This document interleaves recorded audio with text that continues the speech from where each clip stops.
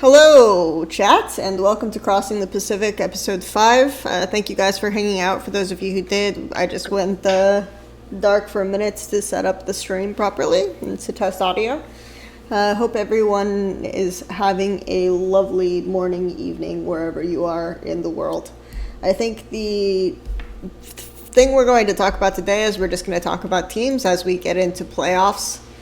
And that starts to ramp up a bit. So first of all, first order of business, who do we think are going to be the final 10 teams in playoffs?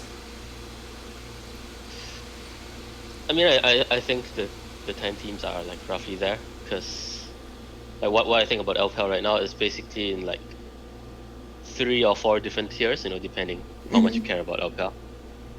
So I mean, so it's like from RNG all the way to JDG. I think everyone's in the same tier. It just depends who prepares better for playoffs. All the way to JDG, you think? Yeah, all the way to JDG. And then it's like Suning, LNG, IG, and BLG. That's like the next tier. And like V5 is in a tier on their own. And the last tier is like, the tier you don't really care about unless you're from one of the teams. So I definitely wouldn't say JDG are like the same tier as the other teams. Like JDG and Rare Atom to me actually, and maybe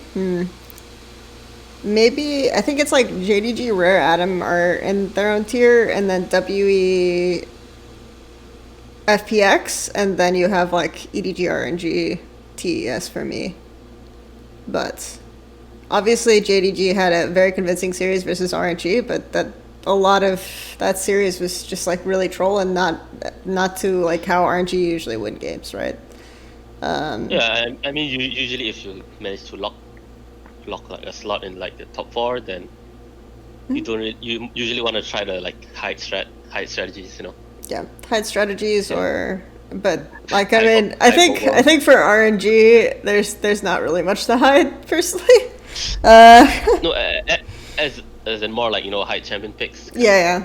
I know what you mean. For some teams, yeah, they just prepare for like maybe they spend the whole week only for one best of 3. Like maybe you play against a good team and a bad team, so you're only going to prepare for the good team. So you have like a cheese pick of sorts just for that best of 3.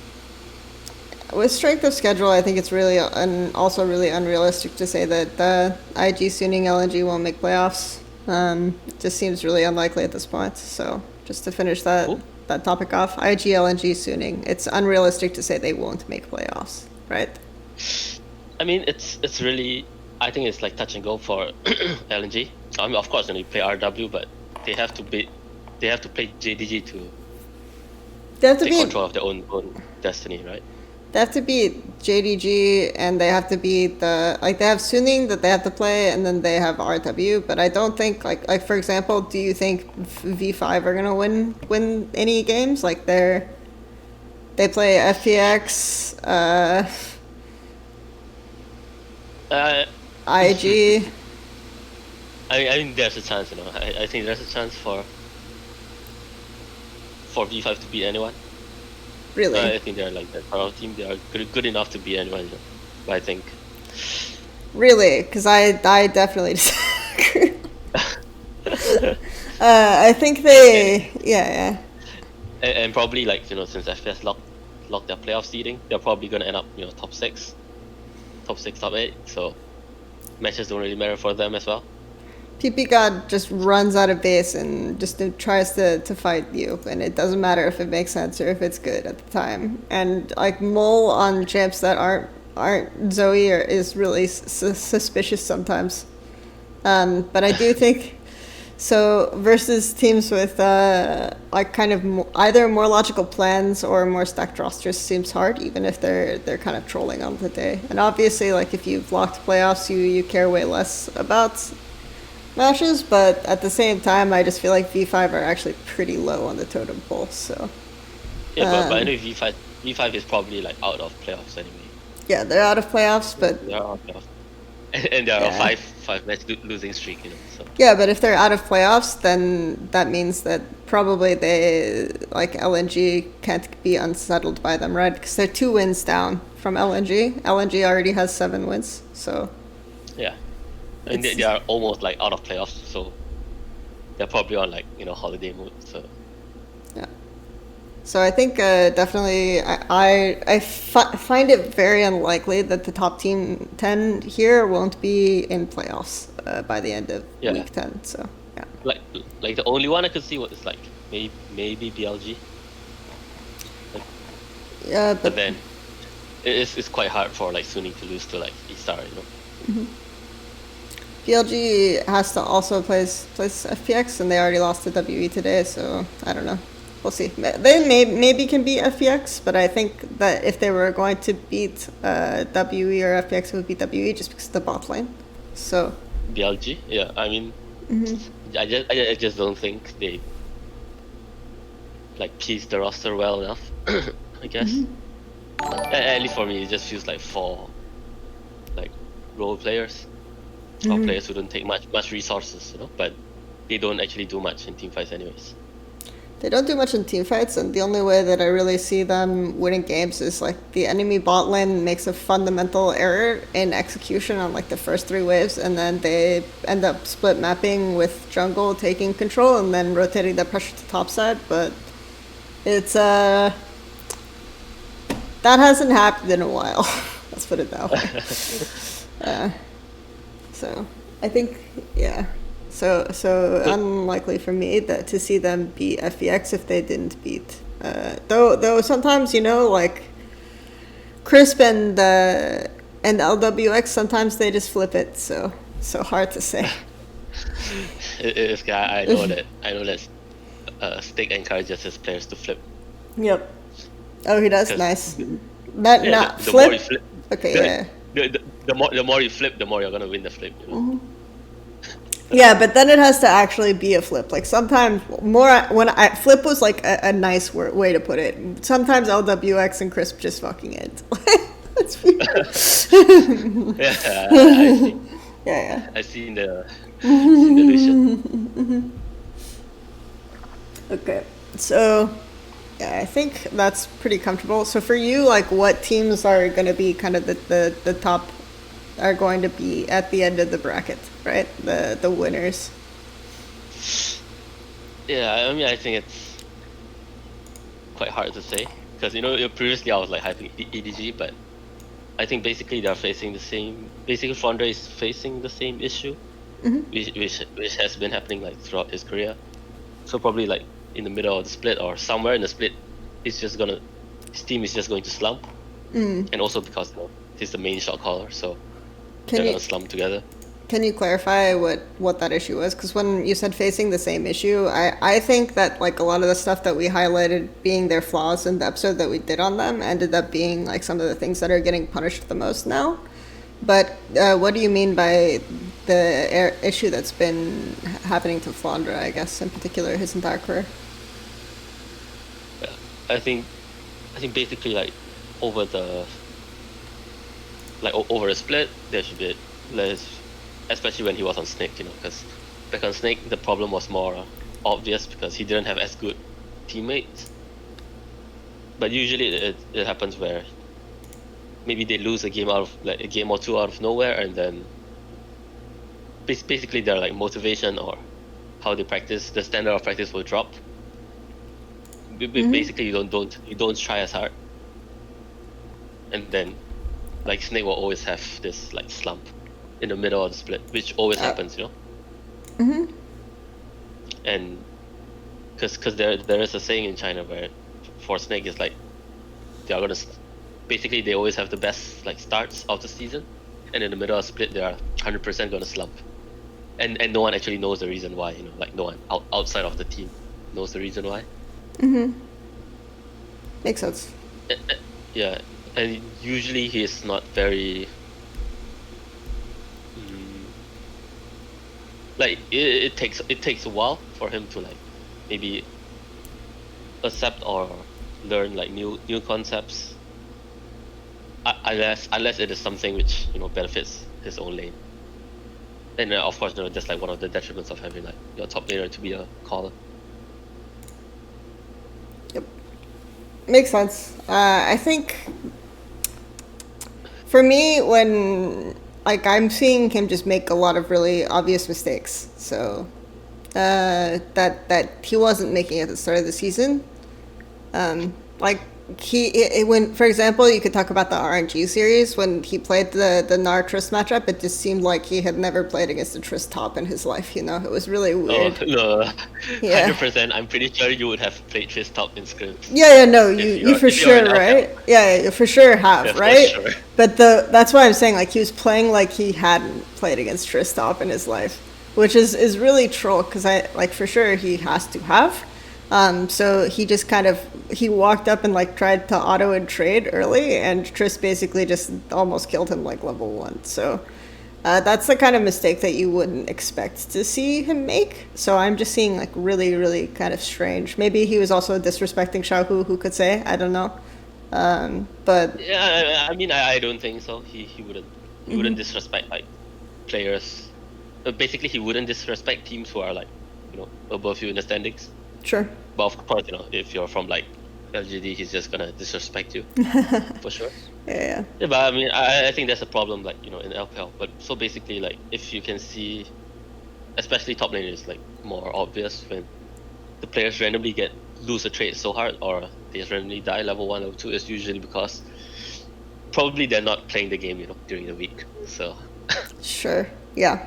or maybe they're playing some. Oh yeah, they're just like not thinking about it. Like for example, with WE, Yeah. we talked about it today. When you're on stream, it seems like WE just don't warm up before some of their matches because the amount of int that they do in the first games of their series is just really ridiculous. I don't know if you watched the WE OMG series in particular. It's just like they're just dying. Oh yeah. I did. There's just no way to even go over this game, man. They're just trolling. Yeah. I mean, of course, it depends like what time the match is. Because if I'm not wrong, but W they stay in Xi'an and their base, I'm not sure if it's close to the stadium because the stadium is like somewhere in the middle of the city. So Okay. that could be an issue as well. Because if your game is like early in the morning, then life is gonna be tough. Yeah. You have to wake up at 10 a.m. and for like pro players to wake up at 10 a.m. that's Yeah, it's really hard, especially since usually you wake up at 12. yeah, not in NA, but getting pro players to wake up even before 10 is definitely the struggle because usually they wake up around 10. So for scrims at 11. I mean, the timing is slightly different, I think. Yep. But yeah, definitely if you want them to wake up at any time before they're supposed to, that's a rough one. It's really- So Because especially in China, because the players they just, especially the newer players, they're gonna grind solo queue until like 6 a.m. and you want them to wake up at 10 and like suddenly for the next day you want them to wake up at 10 a.m. and it's like possible. yep. So I think okay. So let's circle in more on EDG. Like, what do you think that they can still win LPL? I mean, I think they can. Okay. Like, I think it's the same as like what I said during the first episode. Like Flandre can win if he wants to, Because basically, if like he has such a huge impact on teams when he's like the biggest influence on the team. Sure. And I think in this roster he probably is, together with Mako. But I'm not sure how Mako is as a person. But obviously, if your shot caller is not doing well, you're not gonna do well as a team, as a whole. I've heard. So, do you think that this might be an angle for them to have like Clearlove show up in playoffs, or do you think that that's just not a real angle? To do like swap to Xiaoxiang Clearlove or something like that. You're gonna lose in the first round if you use like Xiaoxiang. There's no way you can use Xiaoxiang if you want to get into playoffs, because he's just not at the level yet. Like, basically we had a saying, like, there's no way you can play top lane if you lose 40 CS every game, and that's what's happening to Xiaoxiang every single game. even if he has winning matchup and he plays against a good player, he's just gonna lose. So I don't necessarily think that that's what we saw from him from like Demacia Cup, but that's also Demacia Cup, so it's a slightly lower standard. And I think that there's a chance that by now, like, he's improved in terms of his understanding of matchups. So I'm just curious, and I do think like he showed some mechanical skill, because like those kind of qualities, like you can learn matchups. I wouldn't say super fast as a top laner, but like reasonably well with like a half of year between the last time you were on stage. Like a lot of players use sub time and off time like really really well to focus on those aspects. So it depends. I'm not, because he's like in LDL right now. I'm not really sure you can do that, because I mean I've talked to, I mean I have interacted with many players from EDG's academy, and basically like those aren't the things you try to you learn in LDL. well, Matchups don't go Strong the way they should. is an official LPL sub, right? He's not playing LDL, or is he? Oh yeah, then I mean if you're only playing solo queues, then it's gonna be harder for sure. It depends, because there are definitely players who like they kind of they have some time in competitive and they understand what they have to learn. And since solo queue is, even though solo queue is like very different, you can train your brain pretty well without the pressure of having to perform right away. So yeah, I mean it's possible, but it's still like not the same. So like I've definitely seen players make that kind of transition. So I think the other aspect, so I don't think it's like that uncommon.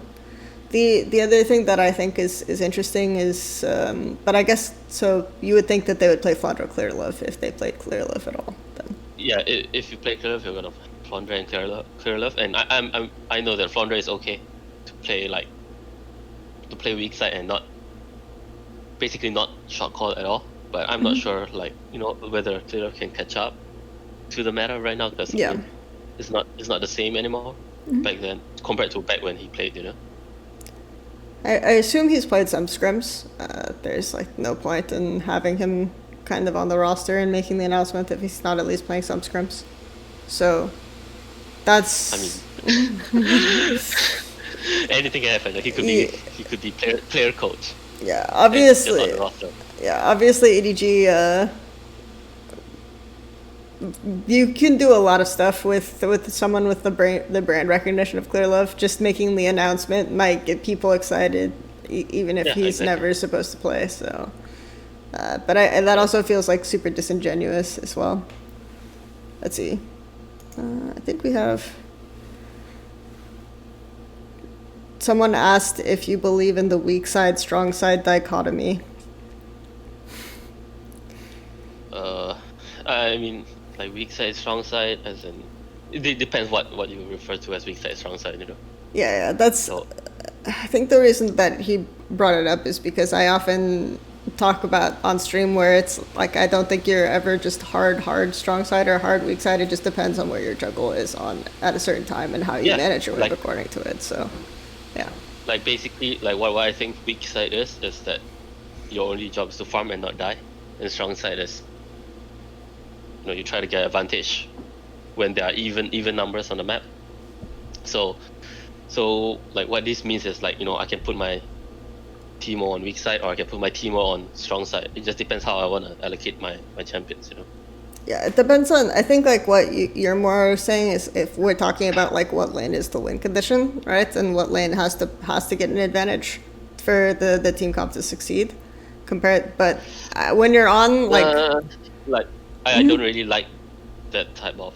At least you don't really try to draft those types of. No, but there's always like a lane where they are the win condition of the game, like compositionally, like a role usually. There's a win condition where they're like, even just looking at the drafts today, like if someone has there's like a Renekton Syndra comp, right, where they can get pressure through sides. So it's important that those champions are in a good spot going into mid game, but their like front to back shouldn't have been good, right? So those are different ways that you're going to set up to play the game, and how your team composition wants to play out always informs how you're going to play your early game plays, right? I mean, wait, which game was it? Okay, I saw the game. It was like W against BLG. It was the third game. So Yeah, I saw the game. I mean, there is like for sure. Once you like finish band pick, there is a strong side, but then it's either top or bot side. Based on the champions you have, there is a strong side for sure. But So- I mean, I don't think that's how we think about it. I think you should kind of think about it. It's like so for example, if you're playing Tristana bot, and it's like, okay, Tristana can be really, really a huge threat if she's doing well and they can't neutralize her. Like if there's a draft setup such that, okay, we don't have a good answer. What was a good example from yesterday? I think it was from like LGDRA maybe? Where I mean, of course, I kind of understand what you're trying to say, but yeah. I think the main thing is trying to basically every time you just pick the comp. Of course, you need to have at least one lane which can push, or like how people say winning lane. They have one winning lane. That's like but that's minimum. that's not what I'm talking about, really. Yeah. I mean, I know what you're talking about. Like, where do we have to put our resources in? Do I put it in Kind Tristana of, or not? yeah. But I don't think that's the main thing you think about, because basically every comp you pick, you just have to think like, if the game is even, can I win, or is there a chance for me to win? But what's the main thing that's going to help you win from the realistic position, right? That's more what I'm talking about. And it's not necessarily like, and I don't think of that as strong side or weak side. I just think about, are you managing your wave according to where your jungler is on the map, right? So like, I would never have a player go into a game and say your job is to just farm and not die, because I feel like that if they're not taking really obvious trade windows, then they're basically, when they can, then they're basically trolling the game. Even if it's not like a situation where them getting ahead is like good for us or anything like that. Even if they don't have to do anything, then I never want to say like, don't play your lane. That's basically like saying play your lane like shit, in my opinion. So, yeah.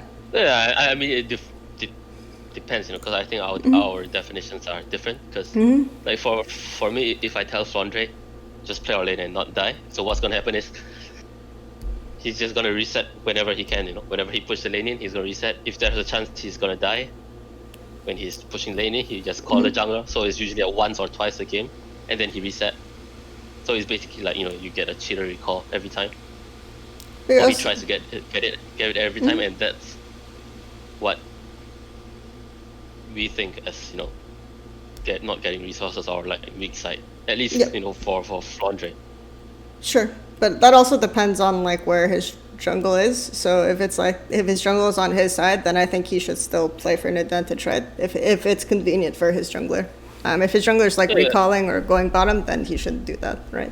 So yeah, I mean, if the jungler is on his side, on top side, but gonna be probably farming towards the bot side, he's just gonna play for the reset. Yep. And if his jungler is like farming towards top, on a different, like, basically if your jungle recalls and has a window before camp spawns, but his camps will spawn top first, then that's also a good situation for you. So yeah. So yeah, I think like that's kind of, I think, why they're asking these types of questions. So just because I talk about it on stream a lot. So Yeah, Kuka, I think like there's a lot of definitions, like they use in the West, which exists in China. I'm not sure about Korea, but the meanings are different. Like for tempo, the meaning of tempo is slightly different, or at least for me, it's like more defined or easier to understand if you're in China.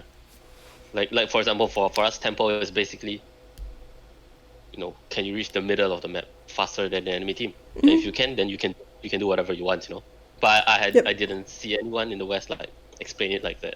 That's the basic, that's the basic thing, right? Like if you can get to that position faster, then you're just ahead. So it's a lot easier to break down from that position, right? That's literally it. Yeah, But yeah, I agree with that definition. I think it makes sense. yeah. Because usually people say like if you're faster than the enemy, but what does faster mean? Exactly. It's Yeah, basically can you make first move, which yeah, you can identify by saying like who can get to like relevant waves faster. So yeah. and often the mid wave is the most relevant often, but not always. Hmm. So Yeah, it depends which region you come from. yeah, exactly. Like, is there ever? I was talking to someone the other day where it's just he said you reset and go 5 minutes. Like, is it ever a good idea to do that? You know? What do you mean? Oh, just like from this position we reset and go all 5 mid, and I was like, when is it a good idea to do that? It was just a conversational topic, like actually. I mean, of course, it depends on the state of the map. Yeah. Like usually, I don't, I don't encourage my players to go 5 mid, unless it's like before an objective. If it's Yeah. not before, if it's not like 1 minute or like 1 minute, 10 seconds before an objective, then then you shouldn't go in mid. You should just continue farming, playing sides. Unless it's just like, oh, okay, there's someone trolling in the middle of the map. I guess we just run and catch them or something like that. Well, maybe, but usually Hmm. that's not part of the game plan or how you're thinking about setting up the map. All right, so EDG. So probably, I'm assuming that they don't start Clear Love, and I'm assuming that that's not the solution to what they do. Who is actually your favorite to win LPL? I mean, still, I think probably EDG and Top Esports. They're like top two for me. Okay. Because I just don't believe that W can win Yeah. without good enough carries. Without good enough carries, I don't think they can win. At least without better mid laner. Good. I feel like if they had, you know, if they had Fofo instead, I'm gonna choose like them and EDG, but they don't. So I think also their bot and support are really sketch sometimes. like I know people really focus on Shanks, but I think Shanks has like a decent upside and might be good enough by end of year or next year maybe is more realistic. uh, But I feel like so often I see like Joe Mung like fundamentally misplaced. So I don't know. It's really yeah, I mean they're like kind of a coin flip as well. But it looks like their coin flip is working 79% of the time. so. A couple more questions. Someone said, "Do you think that FPX has a chance with BH1? Would have a chance with BH1?" I mean, I would have to like watch more FX games, but from what I've seen, I don't think so. Especially with like his match against Rare Adam, against RA, he was destroyed by Leyen, who is like playing out of his mind right now. If you ignore the games this week. It depends on which game this week, I guess. RA versus IG was an easy clap. Yeah, I mean think the other game, yeah, I think Leon is playing like decently overall in terms of like his mechanics and how he's playing fights, but I still think some of the decisions he makes are really troll in the jungle in terms of tempo. But Yeah, and I think like they have the better. They're like slightly more creative. I think they're the only ones playing Karthus in the jungle, and that got yeah, them like so many wins for free. yeah, and FPX. Yeah, I think that if they don't have Karthus, right, then FPX are actually look worse in general. If they don't have like a comp that feels really cohesive, where they can use globals, where they can play that, and then teams also are learning how to play around their Karthus too. So Yeah, but I mean like Karthus. I mean if he can have like Karthus as one of his better champions together with like Nidalee, then it's gonna be really hard to play against like Rare Item because you have to ban out his jungles, especially with, like when the T1 junglers are out, then you have to ban his like pocket picks, you know. Yep. Well, both And RA and FPX were playing Karthus, which is why I got a bit confused. But yeah, I know what you're saying. yeah, and then it's like, and you still have to ban out Fofo, who probably has the best Zoe in LPL, but and he can play everything, especially mages. Yeah, or Adam play against RNG and EDG to end the season. I'm pretty sure. So I feel like RA's strength of schedule has also been really weird in terms of like the wins that they were getting when they were getting on their win streak. So I mean, they should be on a 10-win streak right now, you think so? but we don't talk about it. Of course, you shouldn't lose to LGD, you know. What do you think about RA's bot lane? Hmm. And I top don't lane. really have anything. And top lane, honestly. I mean, top lane has been just like average, or I would even say like below average, you know, this split. Because like previous splits, everyone knew who he was. Like in 2019 summer, like he made his debut in 2019 summer, I think, and he played well, of course, you know. But VG was like a garbage team, so he didn't really get to shine. But he was known as some like new like young player who had like good mechanics, good laning phase, and like some sketchy team fights. But I'm not sure what happened to him this year. I thought I thought his landing was really awkward in his debut. Honestly, I think his flanks are decent in fights though, and I think he still has some of those qualities. I think the bot lane for me is like iBoy. There are a lot of ADs in LPL right now that are getting buffs from the fact that both Tristana and Kai'Sa are in meta. Just they don't have to think about positioning too much.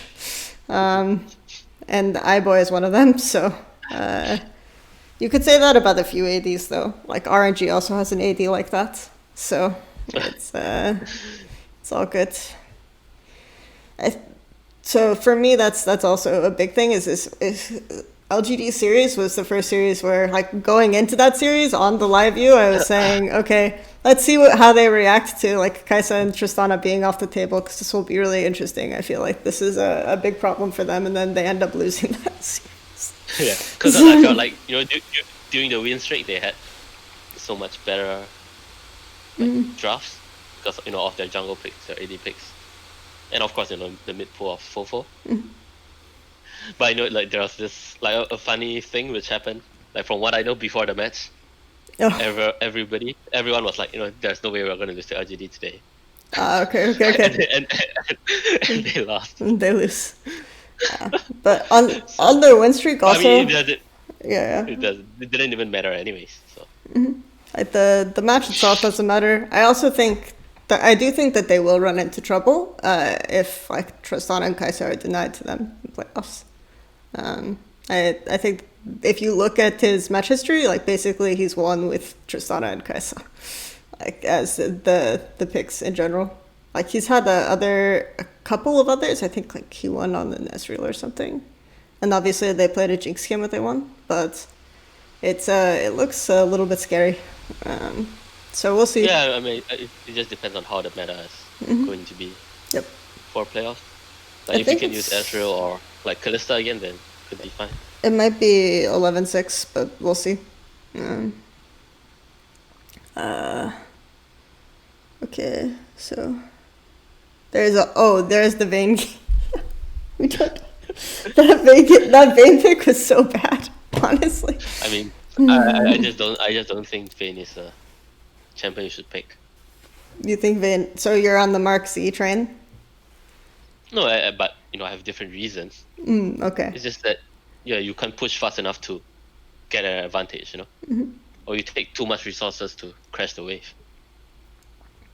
Oh, you mean in mid game or? No, in lane. Okay. Yeah, because mid game, if you're putting Vayne mid, then you're just inting, you know. Yeah. Because there's no way Vayne can get priority. That's why I was confused, because I was like, usually you would have a control mage with Vayne, but I think the Vayne is good if you can have a good support matchup and you can do lane trade well, and enemy team comp is like completely all melee. So those are situations where I would pick Vayne. But I normally am not saving AD until 4 or 5 anyway, so it's hard. I think Vayne is usually it should be a good pick, if you can get past laning phase, but the hard part is getting past laning phase. So I just think that champion you have no wave clear, so it's kind of bad. I think a lot of other ADs, there are some blind ADs right now where you can play Vayne, like Trist Kai'Sa is okay, like Ezreal's okay, but yeah, I think you're always going to be pushed in, so your team usually is not on your side, and then you're diveable. It depends who you play against. I dare any team to pick Vayne against Tristana without looking at support matchup. Yeah, support matchup matters a lot. Yeah. Because what's going to happen is it's going to be a Triss plus Karma, and you're not going to play the game for the first 10 minutes. Yeah, I think you're never like I would only ever pick Vayne as like 5p if they've already showed a ton of melees and I can afford to drop Vayne to 5p. But there's just so few situations where I'm even dropping AD to 4/5, right? So, yeah. Yeah, even the worst case, pick it on 4. Like if you put it on 5th pick, he better win the game, because your draft is gonna be really bad if you leave AD on 5. It depends on how hard blue side is trolling too. Sometimes they're... Of course. Yeah. It depends from region to region. Like if your region likes to int draft, then Vayne on 5 could be good. Well, yeah, it doesn't even matter region, right? I've seen some LPL draft bangers for sure, like on bottom teams. So. I love every Thunder Talk draft. I love all of them. Oh yeah, no damage. I'm good friends with Chris, but I don't talk to Chris. I don't talk to Chris about the draft. So okay, he has his own ideas. His own ideas. Of course. I can't blame you for TT drafts then. Okay, good to know. All right. So that's like we talked a bit about Rare Atom, I guess. I don't have them particularly making it super far in playoffs. Personally, I think. What do you think? The other question that we had was: is RNG? RNG is in first. Do we actually think that they're going to win LPL? I don't think so. Yep. I think they can get top 2, top 4, depending on the bracket. I don't think they can win, because whoever gets into the finals should be better than them. So, like EDG, Top Esports, Fantas, Rare Atom. I think these teams, Rare Atom maybe. I think they are for sure better than RNG. I wouldn't take Rare Atom. I think Rare Atom has a lot of the similar issues in terms of the players that they have. Their player weaknesses in multiple roles on both teams. So I think I would say EDG or TES based on talent and maybe FunPlus. But then RNG have really good strategies, so they'll beat at least. I think they can beat at least EDG depending on Flandra's form and maybe and WE. But I don't see them necessarily standing well when it comes to mid game fights versus FPX or EDG or TES in general. Yep. I also think TES have they're at least trying to play the map well right now. Not always succeeding, but they're at least trying to play the map better, which is a good look for them. So I don't necessarily think RNG will completely out macro every team that they're against, especially if they're blinding Gragas and putting it top lane. I think they just FF the game if they do that. Gragas is a 4-way flex, Yeah, it is a 4-way flex for RNG, but I don't think they should ever put it top. I think they only win games when they have consistent pressure through Xiaohu's lane. So Yep. throughout the course of the game, yeah. Because I still think he's like one of the better laners in terms of macro, playing the side lane, Yep. trying to draw pressure. He's still like one of the best. And he also sees really, really good flank angles. So Like Xiaohu doesn't have the issues he had in mid lane, in top lane, which are like bad. Not I would say bad laning, but laning which is not good enough against like Rookie and Knight, stuff like that. But in top lane, he doesn't seem to have that issue. I also But of think, course, it's just like the champions he play is like broken. So yeah, like the champions he plays are broken, or like he can even cheese some top laners in certain matchups by pulling out like Orianna, Syndra. he's like only cheat, but you can't really stop him. Yeah, you can't really Like, stop like- him. And also, I think Wei being pretty strong and them picking good jungle matchups just lets Xiaohu play the lane however he wants, right? So, yeah. Yeah, because I mean I like the way RNG draft and allocate their lanes. Because I think that's how like league should be played. But Yep. most players don't have that champion pool. So Yeah, I also think obviously if they're forced into a situation where they have to front to back, I think that's where they lose. So basically you have to nullify a top lane having like good side lane pressure, which I think the top teams should be able to do.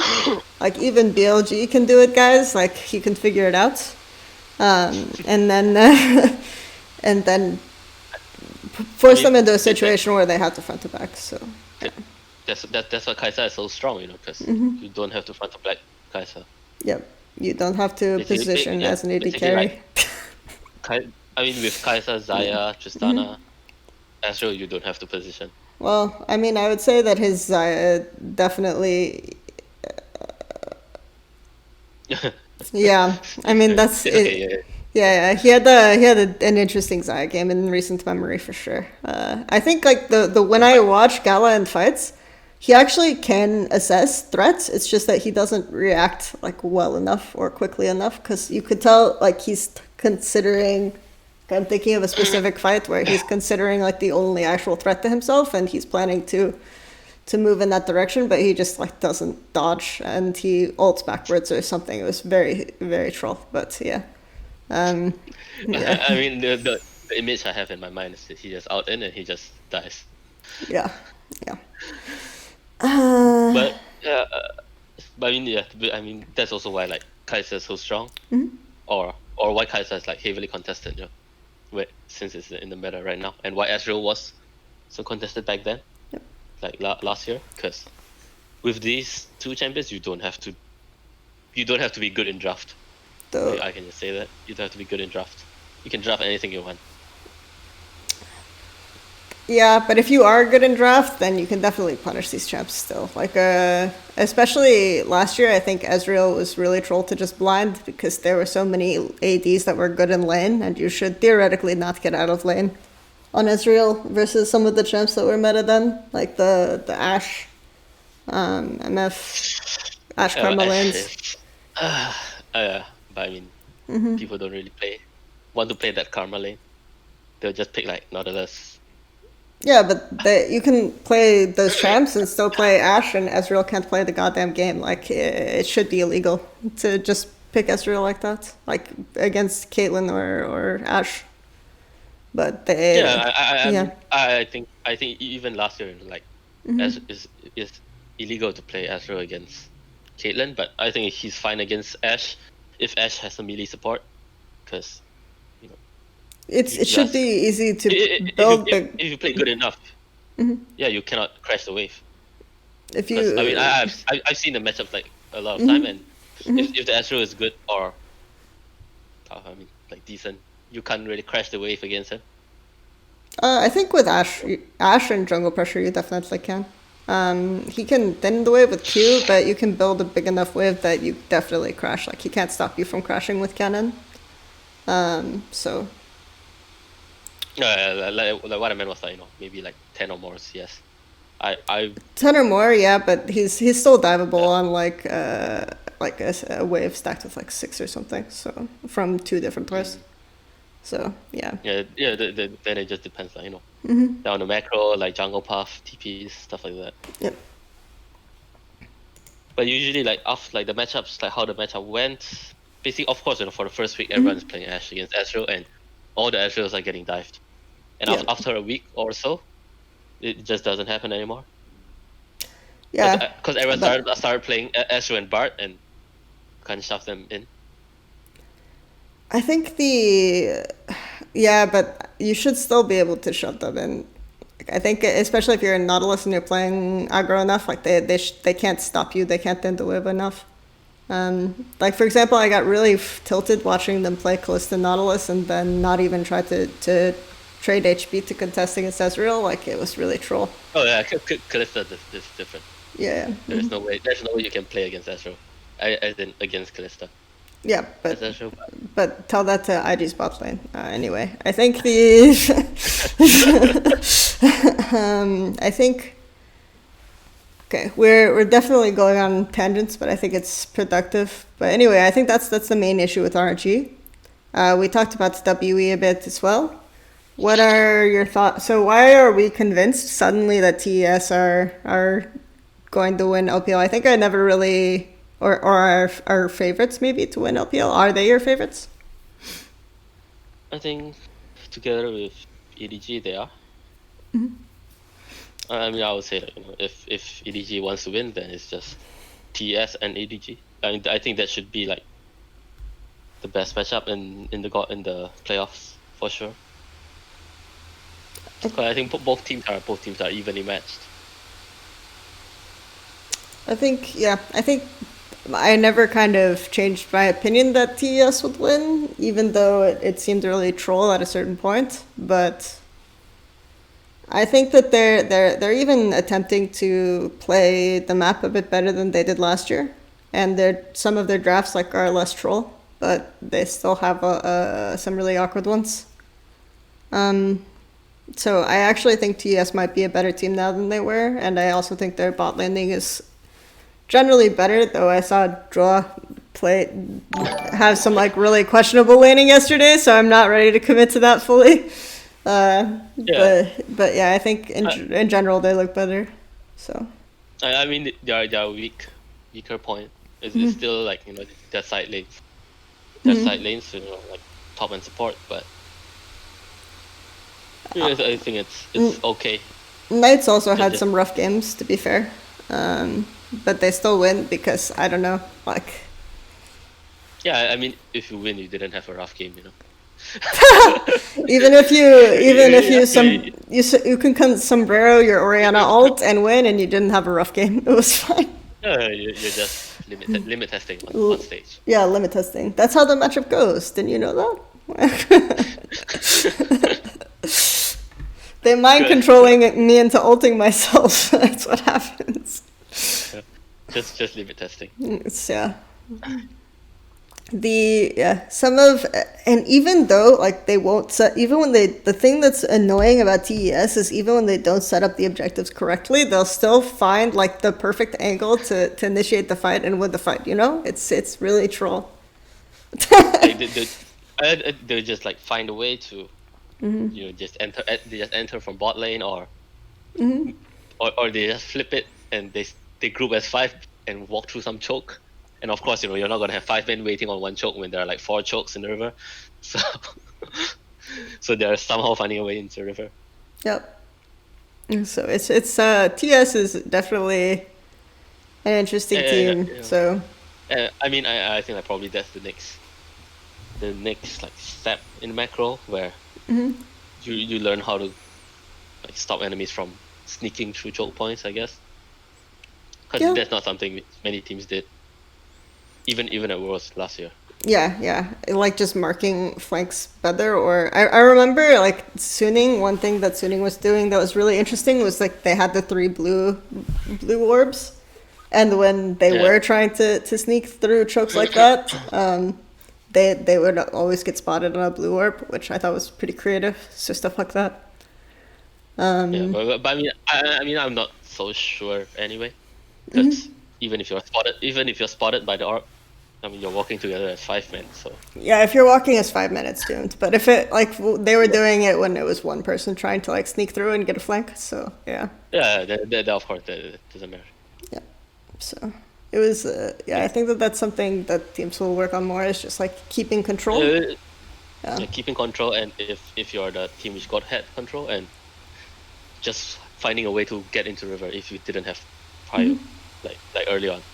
I think that's like the next thing which teams should be working on, at least throughout the world. You know? At least from what I see in LPL and LCS. I think so yeah, for me, I have TES winning. You said you have EDG or TES winning. I think probably RNG. So if we look at how How does the bracket work? the bracket starts out with so I have a makeshift bracket on my screen based on my predictions. Let's see.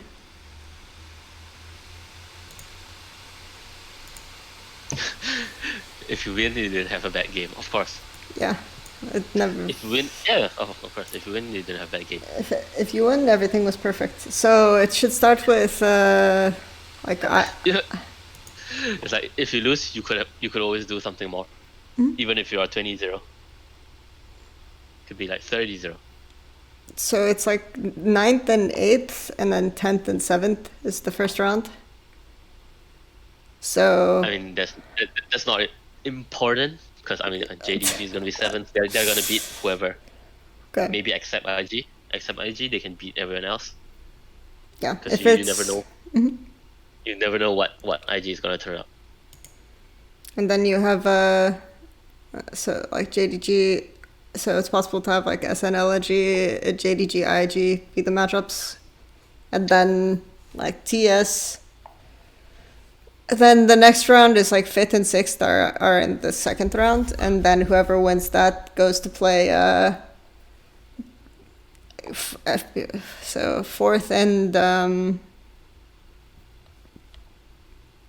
third. So, and then after that and then the semifinals. First and second are already seeded in the semifinals. And then there's a loser semifinals for the team that loses the semifinals, and then a winners finals and a losers finals and the grand finals after that. So okay, I didn't listen. oh, okay. It's too It's too much. Yeah. But it's double a limb after semifinals. That's the key point. I think the early matches should. I mean, it's not really predictable because, like, from 7 to 10, if you have the correct matchups, you can't really predict who's gonna win. Yeah, from 7 to there's too much shit that will go on between like 10th and 6th. I mean, JDG against Suning or LNG for sure. I take JDG, but against IG, I'm not sure. I think IG win versus probably versus any of these teams in BO5 is my guess. But yeah, but they can lose as well. So yeah, I mean it's IG, so yeah. It's a like ultimate coin flip team. And the funny thing is, it just feels like IG just plays for playoffs anyway. Like last split, they were like, 2 splits ago, they were like what 8th or 7th as well. When there were only 8 teams, and this split they are like 10th. If you're yeah, I mean if you're confident that you can make it all the way to like semifinals at least, then of course you just play for playoffs. You take it easy during regular season a bit. So. Maybe that's what BLG was thinking about.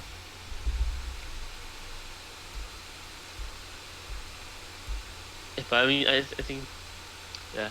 I mean, if you didn't get IG, I think the matchup should be kind of predictable.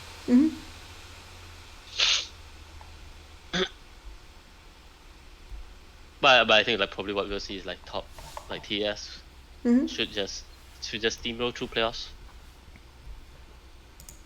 Yep. Okay. Until they face like EDG, RNG. Okay, so not too many spicy takes, but hopefully it makes it clear like why we're having the thought processes we're having. Let's do a few questions from chat if people have them, and then we'll finish the episode. Yep. If you win, the way you play is the meta, of course.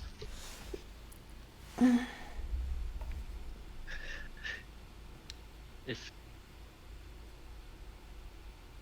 I think you're out of screen a bit, so if you could. Oh, okay. Oh yeah, yeah. No, I mean, I was looking at my second screen. yeah, no worries. If you're looking at chat, no worries. Yeah. I mean, Oh, Miracu wants you to rank his builds. what builds? He builds Frostfire on Oh. on everything. He was saying that you should today. He was saying that you should go Nashor second on Udyr, and basically, yeah, he has a just name one if you want him to comment on it. Otherwise, I mean, it's the same thing, you know. If you win, Yeah. if you win, you're correct. if you win, you are correct. There you go. That's that's the If you answer. win, you're correct.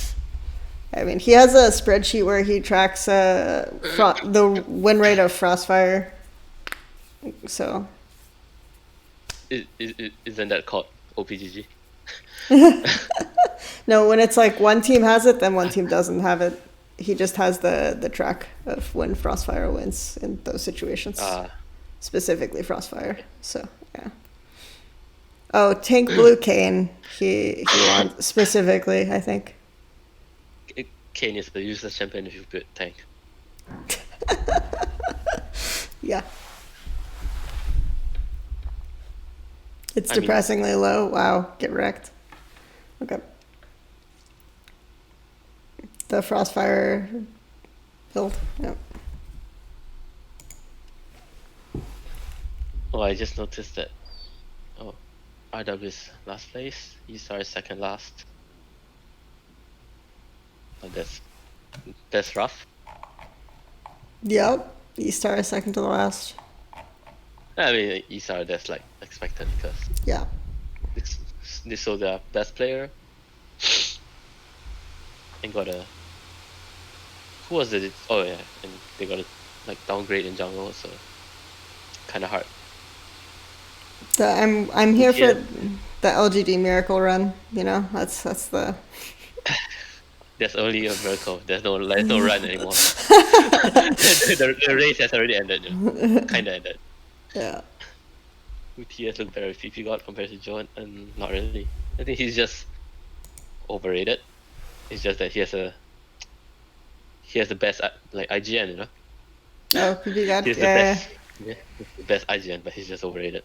He runs out of base and finds the first fight he can find, and sometimes he wins them. So that's Yeah, and if you die, the advantage if you die first is that you respawn first. Yeah, so exactly. you can try again. That's the goal. Like, yeah, like especially like you know in LPL we always like to say, you know, like if you die first you have prio. Good. Yep, that's Yeah. always the truth. If you die first. And of course, you know, like it's like all the players laugh, but they know that it's true. It's kind of true. It is. In many Yeah. instances. Especially in like early game. Yeah, that time of of time, course. Like the other guy has to push out the goddamn wave, and you're definitely back first. Yeah. Like you don't have to do that. It's fine. Yeah. Which is why we always say like, you know, early game doesn't matter because you die first, you get prio first. All right. I'll block the door to stop Lyric from coming in. Oh,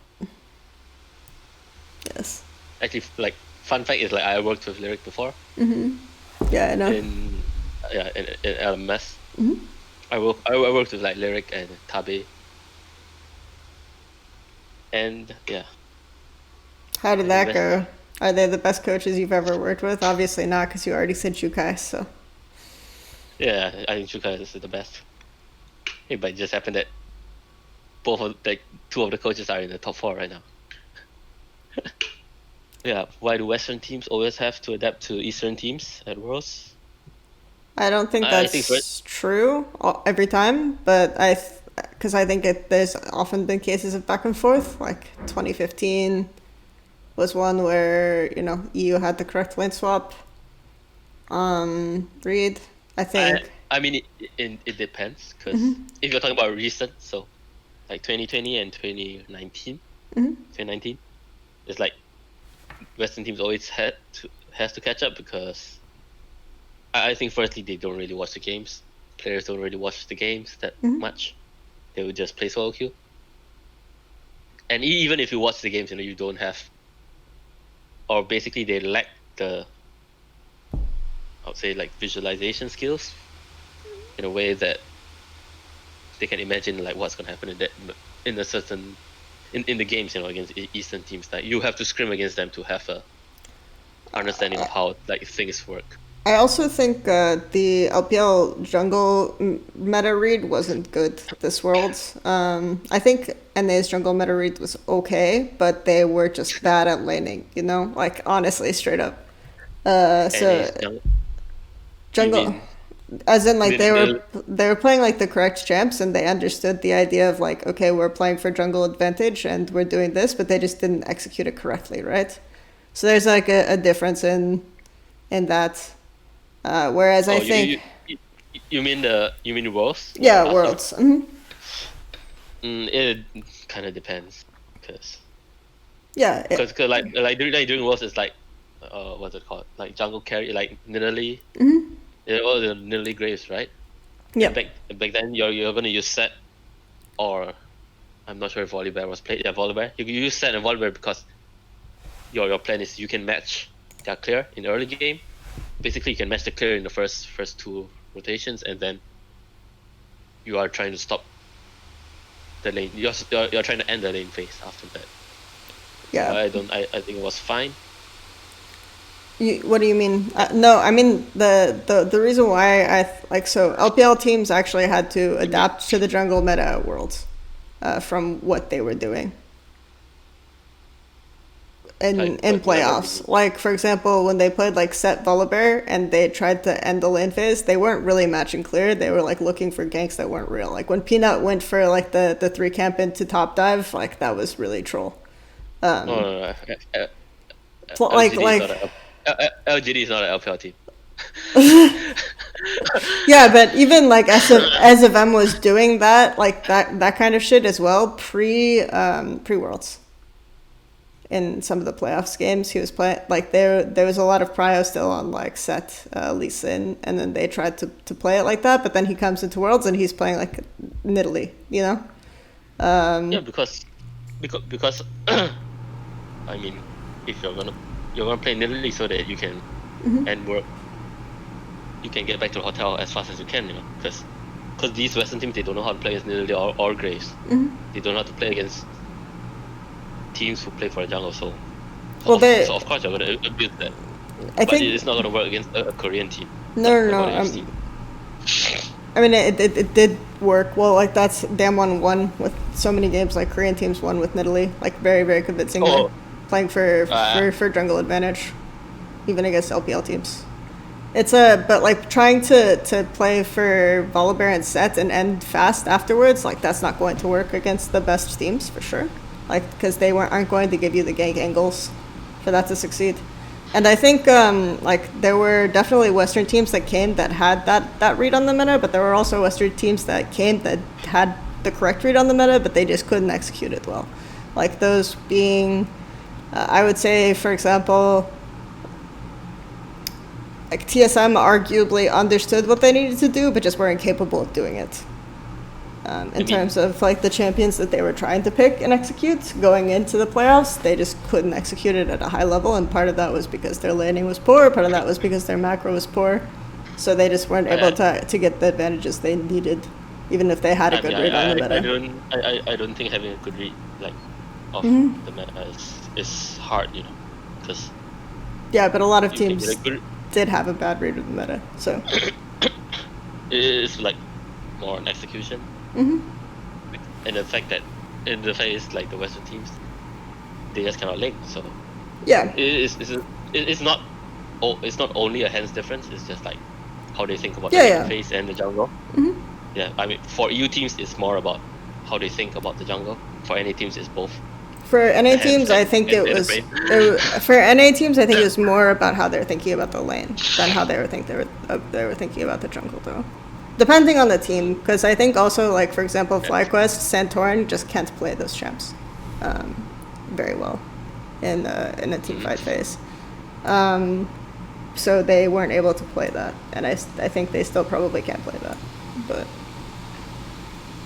so there's definitely a hands factor, but there's also, to me, it was like, okay, if like the read on the, a lot of people think of like Western teams catching up to Eastern teams, but it wasn't clear cut to me, because I think there were just teams that understood the correct way to play, and then there were teams that didn't, and it was like definitely TES was one of the teams that didn't. So even though people were saying that they were favorites to win the tournament, they basically didn't.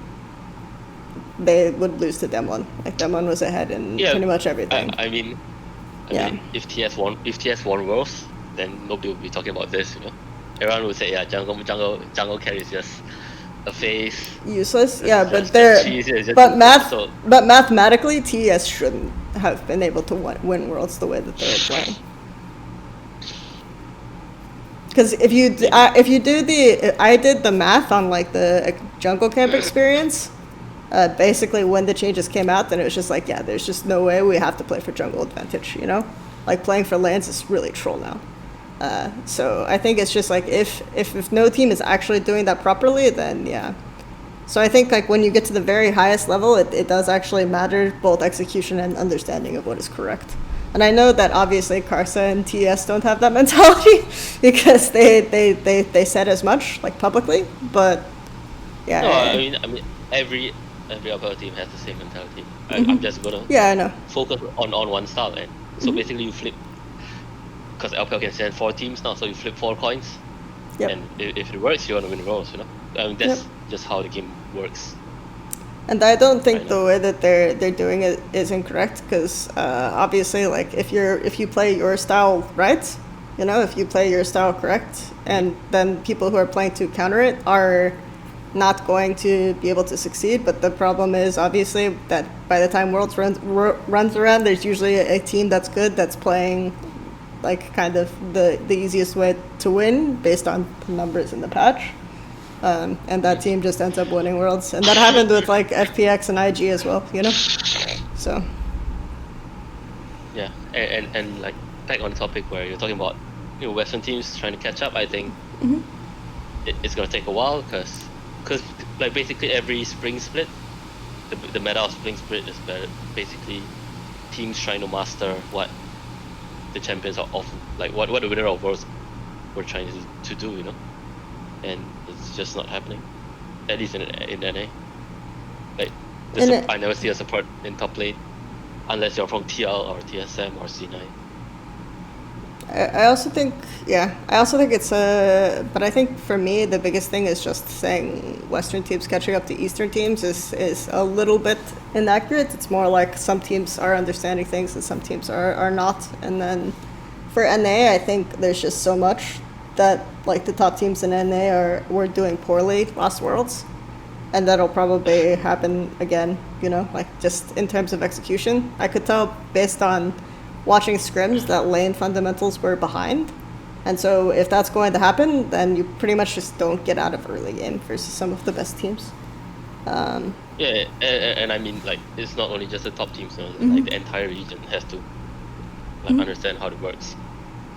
Because I mean, I'm pretty sure if I can pick, like, there were like 17 junglers, I can pick like all 17 junglers from any LPL team. If I put them on Suning, they're also gonna destroy like TL in the first game. This is the same thing. Like, all of them could do the same thing. Well, I think it's a little bit different, because I think Suning was actually playing the jungle carry style like way better than all of the other LPL teams, honestly. Because SFM has been doing it for like 5 years. Yeah, SFM, like, even when that's not the way you play. It's natural for him, right? So even though you think of him as like building these like tankier, like lower resource jumps in LPL, like, it's natural for him to go back to doing that.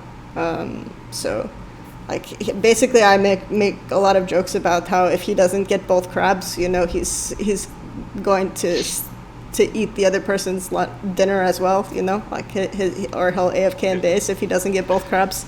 Like that there was I remember we had a poster, and like before the LPL match, every team has a poster, and like basically we were playing blue side, right? So and like on the poster it was a map of Summer's Rift, and all the jungle camps are like the blues.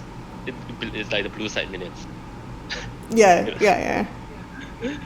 It's like everything belongs to SFM.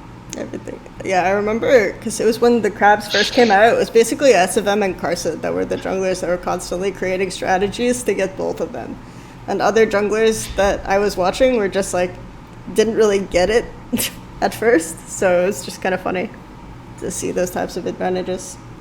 Okay, so, but yeah, I think it really, it's the way people think about like teams catching up to other teams. It's not necessarily an idea of like suddenly you can just play the meta because they're playing it. It's more to do with like other basics that you need to build up. I think G2 is an interesting team because they do a lot of things correctly, even though their competition in their region is not good, right? So they can get to a higher level than is expected of them. So they're an interesting case study that like where their level of visualization is obviously like above others that they compete against. You mean like this year or last year? Like 2019 and even to an extent 2020. I haven't watched them as much this year, so it's harder for me to comment on what they're doing. Yeah, like 2019 for sure. They had the best macro. Like like hands down in the world, they had the best macro. Yep. And after they won MSI, it's like everyone was just looking at how they played. Like even in Alpha, that's what we did. Yep. But I don't think so in 2020. They just didn't know how to play. In 2020, they didn't know how to lane. They didn't know how to lane. Yeah, in 2020, their mid-game macro was still really good, but they couldn't get out of the early game against the top teams, unfortunately. So. Because if you play for lanes, then of course your jungle is gonna fall far behind.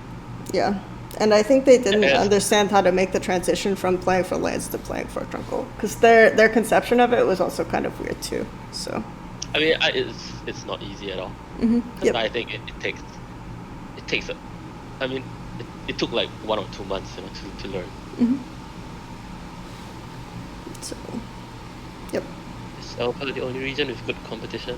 No, I mean, if you're in Asia, you have good competition because you can scrim like the Korean teams can scrim the LPL teams. So you can always improve. Like if tomorrow any could scrim LCK on 30 ping, they're gonna be good as well. Yep, I agree with that. I think a lot of it is also players are very, like naturally very kinetic learners, so it's really hard to learn from watching a VOD as much as it is. It's really hard. You can't like. It's hard to learn like matchups, stuff like that, just by looking at VODs. But it's kind of necessary for NA to compete. Like if NA ever wants to compete, then they have to kind of do it that way. It's just sucks. Yeah. Move the entire country to Korea. Move the entire country to Korea, or learn to learn from visualization, basically, which is rough. Because that's not possible. I mean, it is possible technically. It's just very difficult. Yeah, I mean, I won't say not possible, not realistic. Yeah, so you can basically like you have to watch like a ton of pro view, and then when you're practicing on your own, you have to basically like visualize the other laner playing correctly, which they won't. So yeah, it's a rough one. And it's like, especially NA, it's like suddenly, like for no reason you're in a weaker matchup, and suddenly the enemy makes a mistake, and then you might just get stuck. Like, oh, what do I do now? I'm supposed to get pushed in. Yeah, but you definitely like having conversations about it, talking about it in more detail. Like it sucks, right? That's the TLDR of it. It sucks. The situation sucks. But if you do want to actually compete, then you have to find ways around it.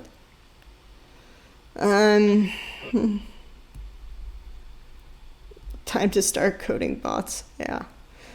But yeah, I tend to personally gravitate away from like this idea of like Eastern versus Western, because I think like one, it's unfair to group Europe in with NA. Two, It's more like LEC, the East, and like wildcard.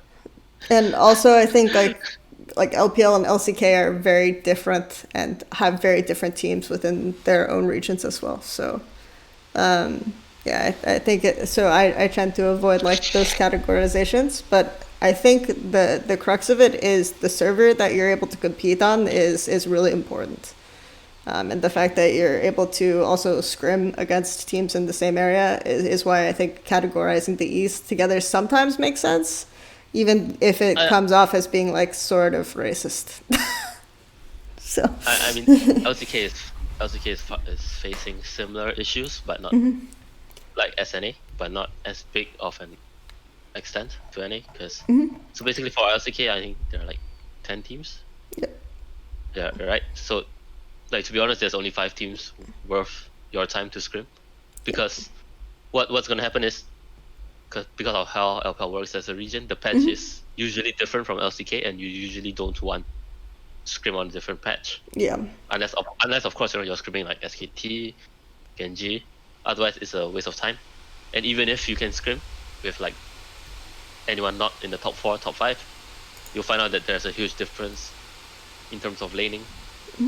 Like even when I was on like LNG back then, we were like what, bottom 6, bottom 7. The Korean teams we scrim were garbage. I think actually, honestly, laning optimization is something that a lot of Korean teams didn't do well, like prior to 2018, for sure.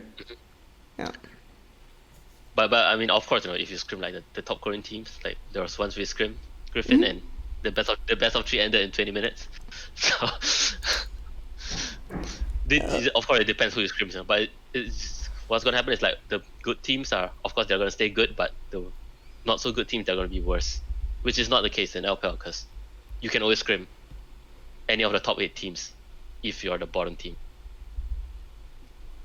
Sense. I think that's pretty much the time that I have. I have to head to work soon, but thanks, Nelson, for coming on. It was fun chatting to you as always, and thanks, Chad, for hanging out and asking some questions. So Yeah. everyone have